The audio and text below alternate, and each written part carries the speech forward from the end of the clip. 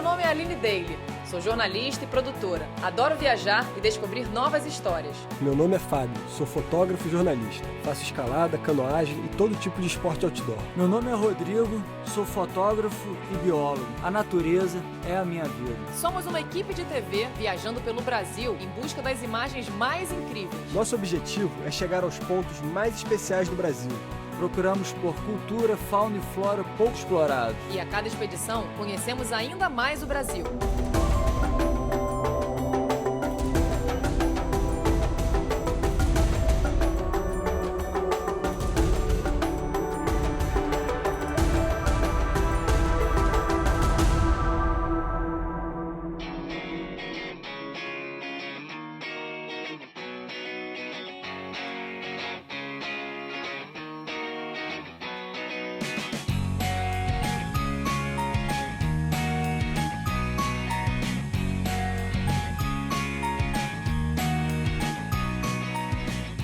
Nossa expedição começa aqui, na cidade de Natal. Atravessando o sertão, vamos percorrer cerca de 340 quilômetros até chegar a Apodi, onde fica o Lajedo de Soledade. Um lugar curioso, que guarda vestígios da pré-história brasileira.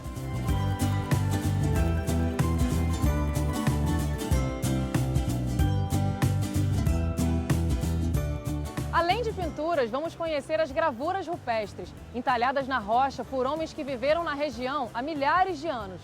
E a megafauna, animais gigantes que habitaram essa região do Nordeste e podem ter convivido com esses homens. Estamos chegando aqui no sítio arqueológico Lajedo de Soledade. Essa formação data de 90 milhões de anos atrás, quando ela estava totalmente coberta pelo mar. Esse aqui é o Cláudio Sena. Ele é guia aqui no Lajedo Soledade há mais de 20 anos e desde 91 ele faz parte do projeto de preservação aqui da área. Queria que você contasse um pouquinho pra gente, Cláudio. O início da preservação tem algumas curiosidades interessantes. Primeiro, existiu uma luta de preservação de Maria Auxiliadora da Silva Maia, que nós conhecemos como Dodora. Eu conheci o Lajedo com 12, 13 anos de idade e tinha um padre holandês em Apodi.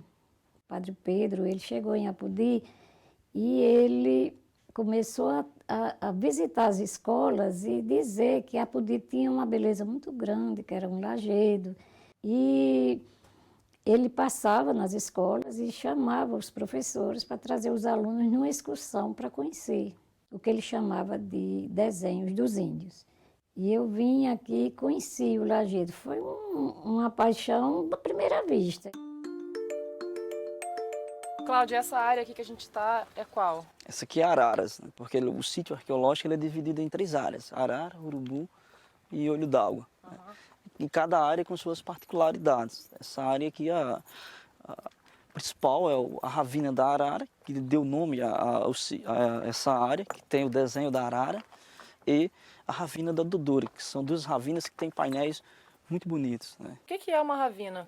Como que se caracteriza uma ravina? Aqui nós temos o princípio de tudo. Né? Então, temos uma fratura. Então, essas fraturas são estruturas que deram a origem às fendas, às ravinas e às cavernas. Né? Então, o lajedo é todo cortado por um sistema de fraturas como essa. A partir daí, houve o processo de erosão e foi trabalhando esse sistema. Interessante notar que é um plano que você vê que não cabe nem a ponta de uma agulha.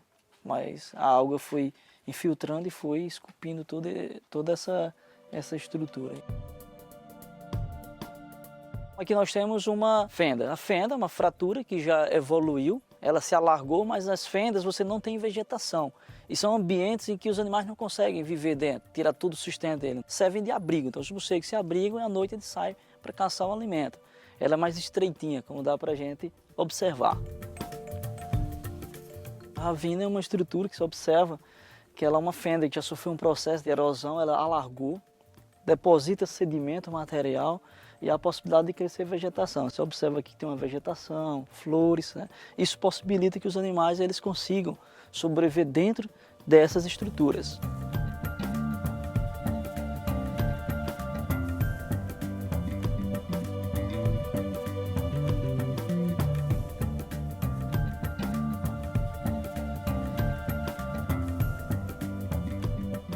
Nessas fendas e grutas, a gente encontra pinturas e gravuras como essas aqui, feitas por homens que habitavam o sertão antes mesmo da construção das pirâmides do Egito.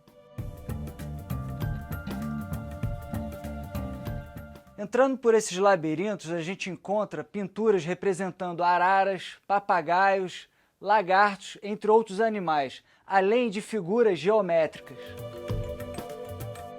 Chegamos na Ravina das Araras e vamos conversar com o professor de arqueologia, Valdecir. Tudo bem, Valdecir? Tudo bem, Rodrigo. E o que a gente encontra aqui nas Araras? No sítio arqueológico Lajedo de Soledade existem duas técnicas de arte rupestre, que é as pinturas e as gravuras.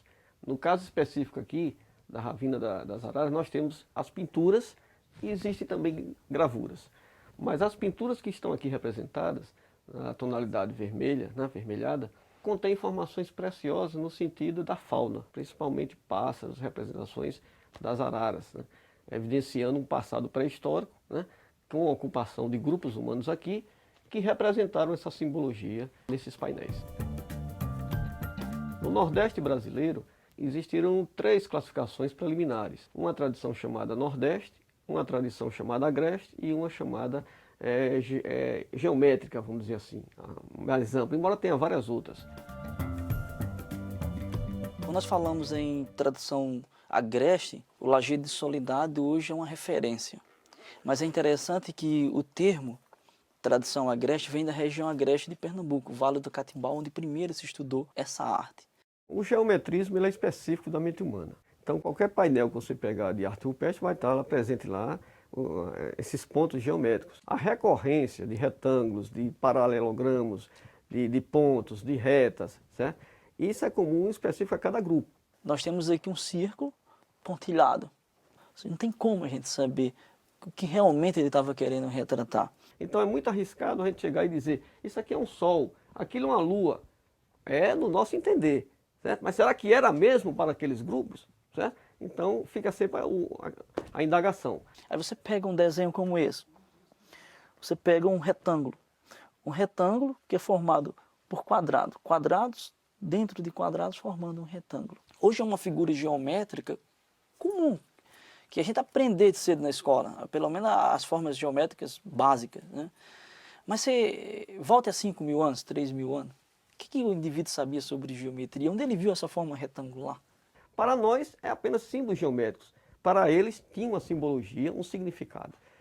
É importante por quê? Porque nós temos um significante, que é o visual, é a representação do paralelo, do quadrado, do símbolo. Mas o significado é um código que ficou somente com o autor. E com ele permaneceu. Não temos aqui aquela certeza de dizer, esse quadrado representa isso, ou aquele círculo representa aquilo, certo?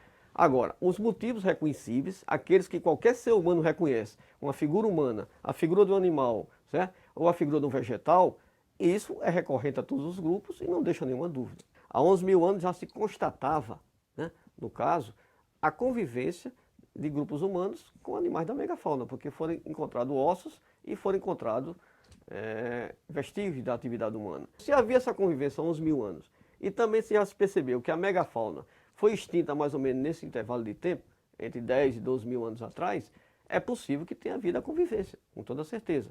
Agora, não podemos dizer que aqui no Lajedo de Soledade, os grupos humanos que aqui conviveram e que elaboraram ou fizeram essas pinturas, tenham coexistido com a megafauna. Não acreditamos que tenha. Certo? E se teve, não representaram nos grafismos.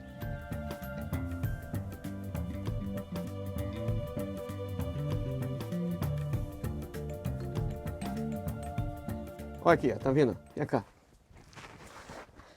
Se você olhar aqui tem os braços dele, ó, que ele fazia com 3 dedos, certo? Ó, as mãos ele fazia com 3 dedos. O tridente nos dedos, a cabeça, o corpo e as pernas, também com 3 dedos, certo? Então essa é uma representação que a gente chama de naturalista, ou um motivo figurativo. Uma representação da figura humana, que são raras aqui no Lajedo de Soledade, são poucas, mas essa é uma delas. E eu observo a forma como ela está, certo? Representada. A pessoa se deitou aqui e pintou para cima, certo? E preenche com a pintura internamente. Então essas são as representações que a gente chama de naturalistas ou motivo-figurativas. Se você observar bem aqui, aqui são a técnica das gravuras, né? Observe que existe uma dimensão temática onde o paralelismo, né, é evidente, os traços, né, ranhuras, aparentemente sem sentido algum, mas é uma simbologia específica desse grupo que elaborou essas gravuras. Já as pinturas, né, nas pinturas você tem que colocar tinta sobre o suporte. Essa tinta ela pode ser colocada diretamente no suporte, ou você pode colocar na mão, desenhar ela, certo? E colocar fixando ela. Aqui é um grafismo que aparentemente a gente chama de esquemático. Por quê? Porque ele pode ser uma representação naturalista, com um caráter antropomorfo, ou seja, uma representação da figura humana, ou pode ser uma representação zoomorfa, ou seja, uma representação do animal, onde aparece a cabeça, os membros superiores, o tronco, os membros inferiores e o chamado rabo do animal, ou então o membro itifálico, certo? O membro genital do homem. Então pode ser qualquer uma dessas duas. Como ela é esquemática, certo? Ela pode ser tanto uma como outra, mas normalmente é associada como um zoomorfo ou como lagarto. Com relação à datação, porque normalmente é curioso saber há quanto tempo isso foi feito. Isso é o que todo mundo quer saber, né? Uma das primeiras perguntas. Quem foi que fez e quanto tempo foi feito, né? Infelizmente, nós não temos métodos ainda aqui, específicos no Brasil, que consigam datar diretamente esses grafismos. Então, o sítio arqueológico do Lajeado de Soledade ele é dividido em 3 áreas: Araras, Olho d'Água e Urubu. Nós estamos agora exatamente na área do Urubu. Cada área ela tem a sua particularidade, né? Todas as áreas você encontra painéis com pinturas. Essa aqui é onde que você encontra um painel com pinturas pretas. A Gabriela Martin Ávila, que é uma autoridade em arqueologia, ela sugeriu a ideia de que talvez as representações em preto tenham sido as mais antigas, ou seja, as primeiras a serem feitas no sítio arqueológico do Lajeado de Soledade. Já foi feita uma tentativa aqui no Lajeado de Soledade com uma pintura de cor preta. Por quê? Porque ela teria sido feita com carvão. E o carvão ele tem fragmento orgânico. Foi até raspado, foi tentado tirar uma amostra, conseguiu uma datação, mas não se conseguiu material suficiente para obter uma datação dessa cor preta. O que já seria um bom indício para termos pelo menos um demarcador cronológico de há quanto tempo esses grupos fizeram esses grafismos e essas pinturas. Mas o fato de não sabermos há quanto tempo foram feitas não tira de forma alguma o caráter enriquecedor desse sítio. Primeiro, pela sua contextualização geográfica, está situado num espaço onde praticamente só tem ele, certo? Segundo, ele está preservado, o que é uma raridade aqui no Rio Grande do Norte, que tem 376 sítios arqueológicos e pouco mais de 15 estão preservados, dos quais o sítio Lajeado de Soledade é um deles. Então, esses são os últimos indícios desses grupos pré-históricos que ocuparam a região do Nordeste brasileiro e que têm que ser preservados para pesquisas, certo? Porque se hoje nós não temos método adequado para datar uma pintura dessa, mas daqui a 10, 15 anos nós podemos ter. E se eles desaparecerem? Se eles forem extintos ou forem detonados, como acontece com muitos sítios? Daí a importância fundamental do Lajeado de Soledade, porque ele está sendo preservado por um grupo de pessoas, de comunitários, que desfraudaram essa bandeira e perceberam, nós vamos lutar por isso, certo? E mudaram todo o contexto dessa região. A mentalidade das pessoas mudou, certo? Nesse local. Daí a importância fundamental do Lajeado de Soledade no contexto gráfico do Rio Grande do Norte.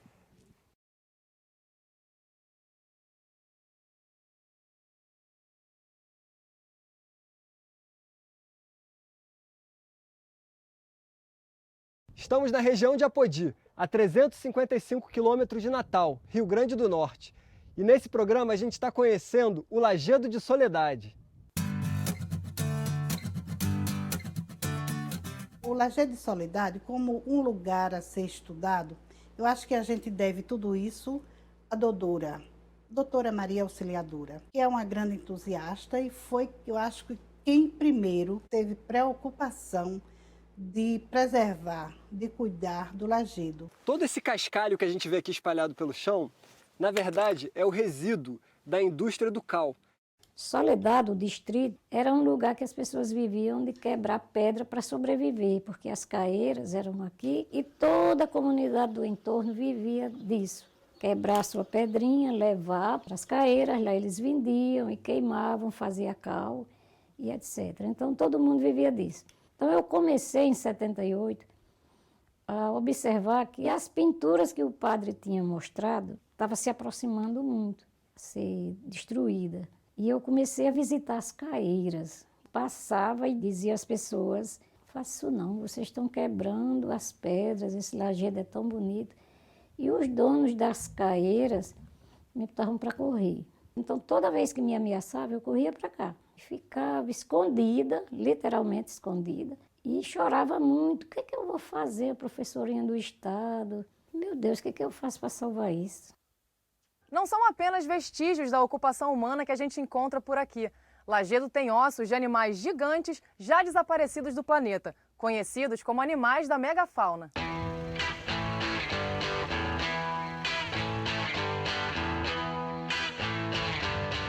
A gente chegou na lagoa chamada Olho d'Água e aqui foram encontrados vestígios da megafauna. E o paleontólogo Kleberson vai explicar um pouco pra gente, né, Kleberson? O que aconteceu aqui no Olho d'Água? Esse local tem esse nome Olho d'Água justamente porque no centro da estrutura existe uma fonte natural, né? Então aqui na região essas fontes naturais têm o nome popular de Olho d'Água. Em alguns momentos no passado essa lagoa esteve cheia, isso é comum, ela enche e em outros momentos ela seca. E essa lagoa estava cheia de sedimento e quando foi feita a escavação no início dos anos 90, o pessoal encontrou fósseis da megafauna dentro desse sedimento que estava preenchendo o Olho d'Água. Nós coletamos esse material, depois preparamos o material em laboratório e boa parte do material foi devolvida e está fazendo parte do acervo exposto. E aí, Expedito? Bom dia, tudo bom? Tudo bem. E aí, vamos conhecer o museu aí então? Seja bem-vindo, Museu Lajedo Soledade. Essas são as pinturas, né? A arara, a centopeia, a arara pequena.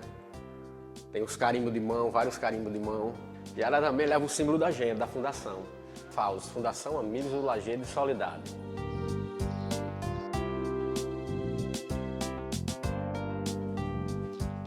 E aqui são os fósseis, né?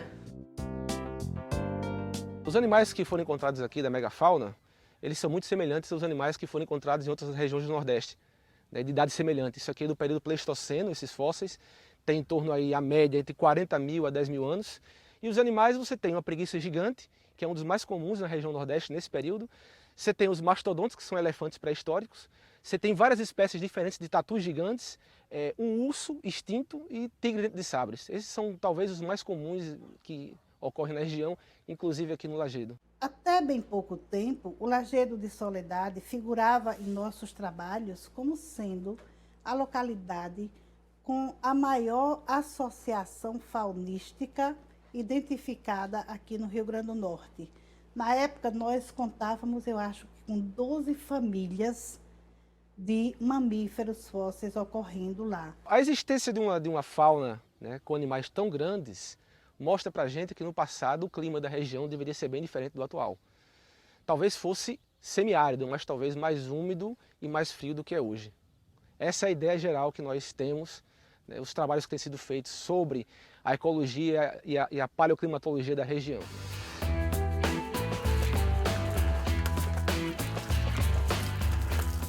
O nome dessa ravina aqui é Ravina do Leão. Esse nome foi uma homenagem feita a um professor Leon, que foi professor da Universidade Federal do Rio Grande do Norte e foi uma das pessoas que encabeçou a escavação que foi feita aqui no início dos anos 90. Inclusive, essa vala que a gente pode ver aqui no chão é um resquício de uma trincheira que foi aberta na época para fazer a coleta dos fósseis. É até possível hoje, caminhando aqui na superfície do Lajedo, você encontrar pequenos fragmentos de fósseis como esse que eu tenho aqui na minha mão.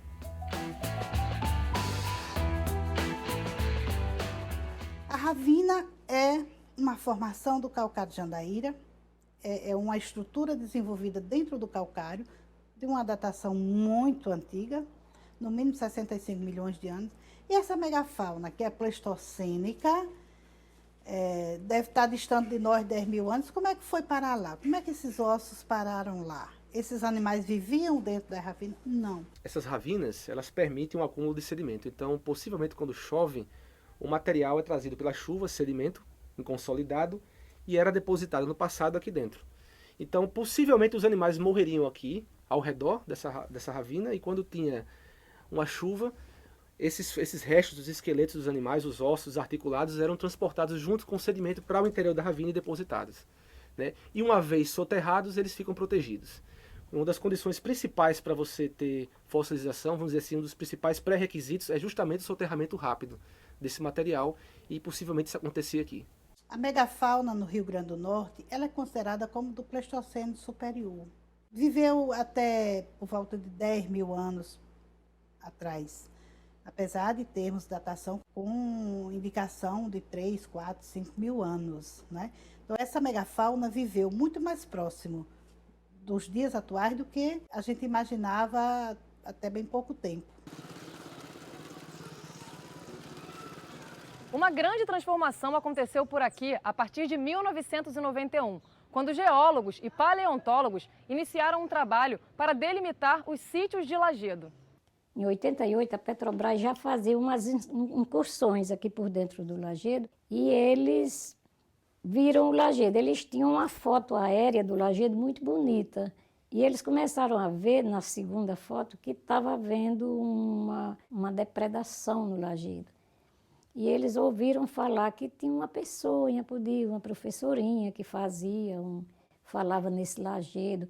Me procuraram e eles, a partir daí, eles começaram a dar um apoio logístico e trouxe um grupo, Eduardo Bagnoli, Geraldo Gusso, os funcionários da Petrobras. Eles vieram numa missão de salvamento e juntaram o pessoal da comunidade, passaram uns filmes, mostraram o que era pintura rupestre. E daí a pouco ela financiou um projeto para a construção daquele museu, a delimitação das áreas, formação dos guias.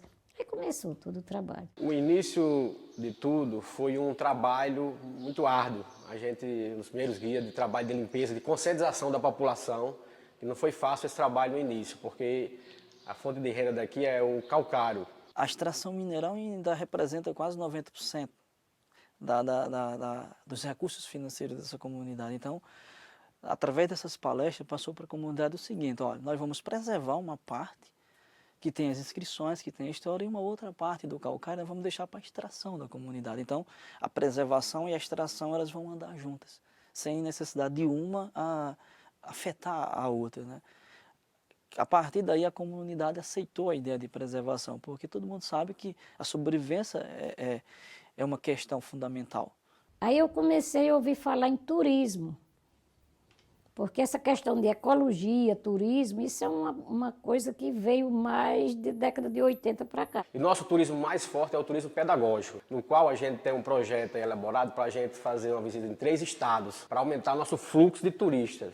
Trabalhar os colégios públicos e estaduais do turismo pedagógico. É o nosso carro-chefe aqui, é o turista pedagógico. Pesquisa com alunos e etc.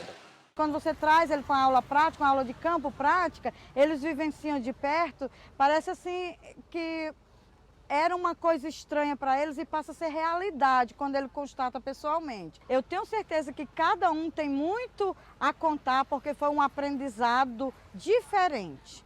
Complementou o que ele vê no livro didático, né? Olha, foi um exercício de cidadania impressionante para aquela comunidade. Se não houvesse essa preservação, não tivesse havido todo o cuidado de Dodora, depois Eduardo Bagnoli, depois Peninha, Geraldo Gusso e tal, a grande perda teria sido de conhecimento.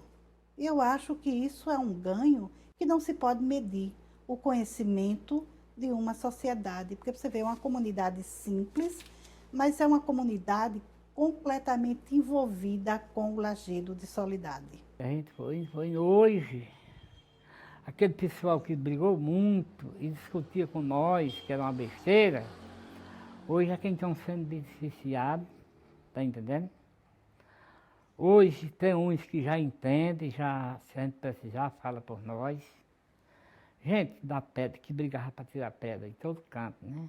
Nessa luta a gente se envolveu porque meu pai fazia parte da fundação. Eu na época tinha o quê? Uns 10 anos, fui um dos primeiros guias do Lajedo de Soledade. E a gente via que era um caminho, eu sempre sonhava que era um caminho da saída da comunidade. A gente explorar não só o calcário como fonte de renda, mas também o turismo. E hoje o turismo alavancou demais, que os benefícios da comunidade vêm através do sítio arqueológico e do turismo que a gente tem. Aqui do sertão do Rio Grande do Norte, a gente se despede da Dodora, do Expedito e do Cláudio, pessoas fundamentais na preservação desse importante sítio arqueológico que é o Lajedo de Soledade. Muito obrigada, viu, Dodora? Vou contar essa história aí pra gente.